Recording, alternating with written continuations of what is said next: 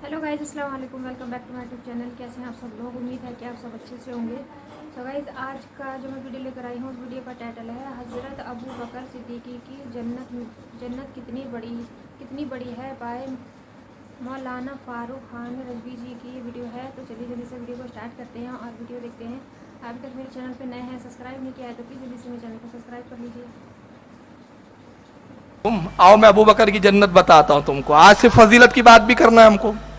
नुज़हतुल मजालिस अल्लामा Abdurrahman सफूरी नकल करते हैं कि शजरे तूबा एक दरख्त है जन्नत का, और उस दरख्त के नीचे फरिश्तों का इज्तिमा हुआ। और ये दरख्त तूबा क्या है? इसकी इतना बड़ा दरख्त है कि इसकी तमाम शाखें जन्नत में फैली हुई है, और इसमें जितने फल हैं सब जन्नत में मौजूद है। बहुत बड़ा दरख्त है तूबा का।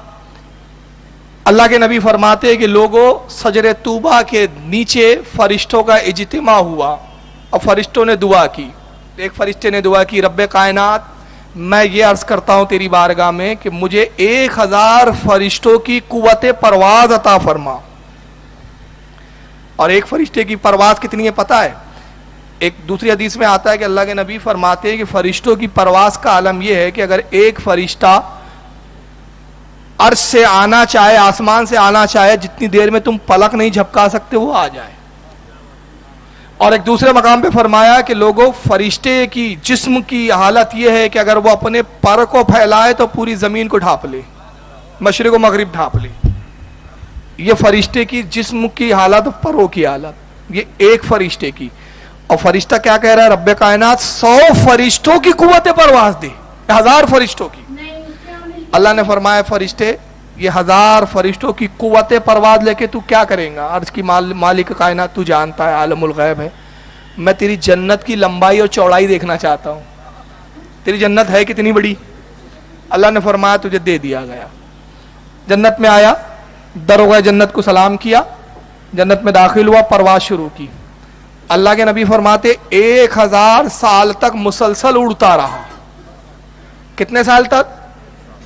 1000 साल। फिर कयाम किया एक जगह, 2 रकात शुक्राना अदा किया अल्लाह की बारगाह में। रब्बे कायनात, मैंने तेरी जन्नत को 1000 साल से उड़ते उड़ते देख रहा हूं, परवाज करते हुए तेरी जन्नत को मुलाहिजा कर रहा हूं, तेरा शुक्र है मौला।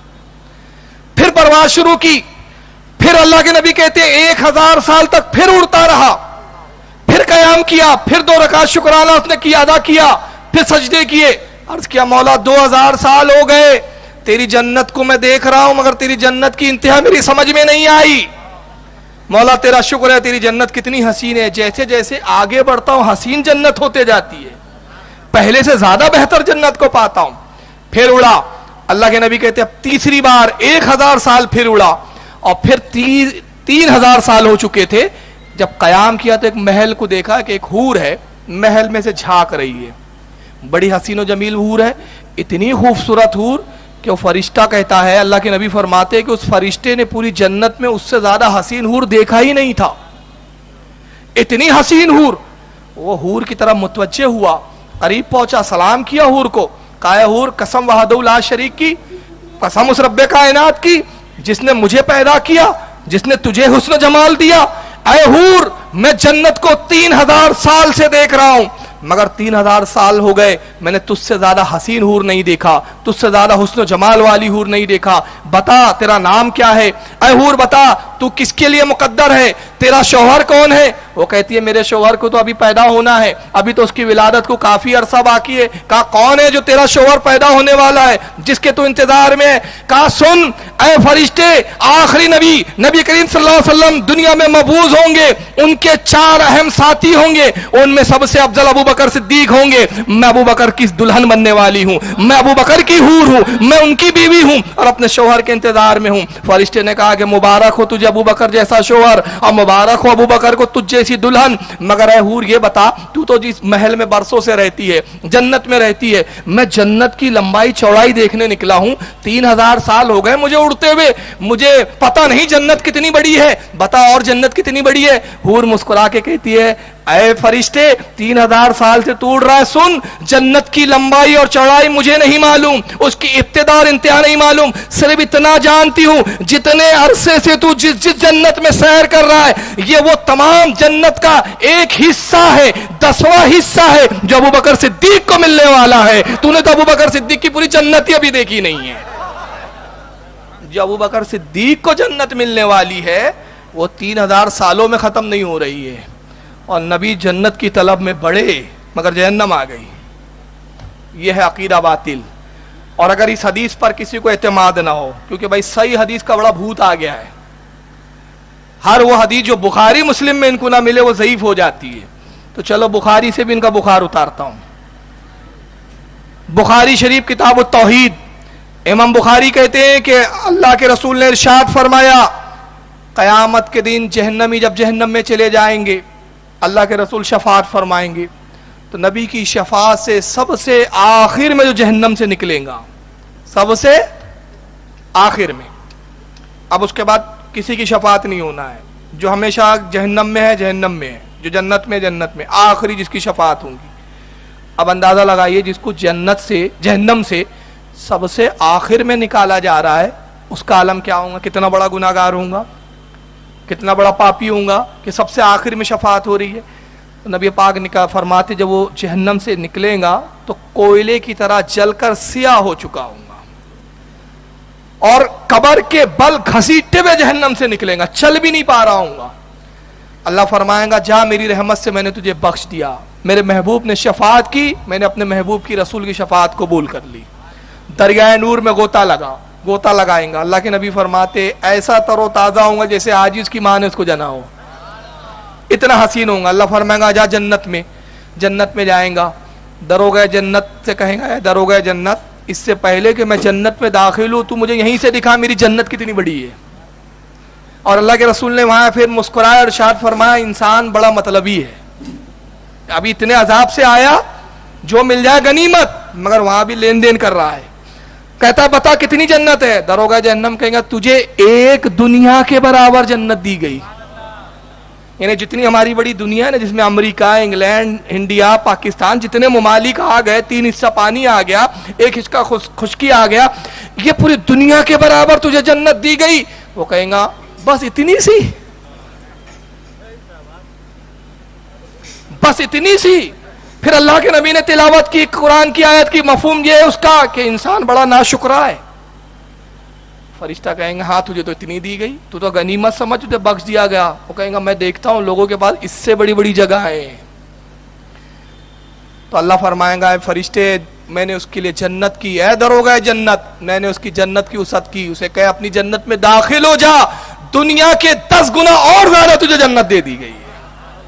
अब आप बताइए, ये बुखारी की हदीस है।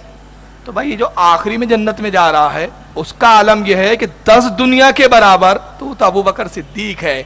और वो अबू बकर है जिनके बारे में अल्लाह के नबी ने फरमाया कि अगर मेरी पूरी उम्मत का ईमान एक पल्ले में रख दिया जाए और दूसरे पल्ले में मेरे अबू बकर का ईमान रख दिया जाए, तो मेरे अबू बकर का ईमान सब पर भारी है।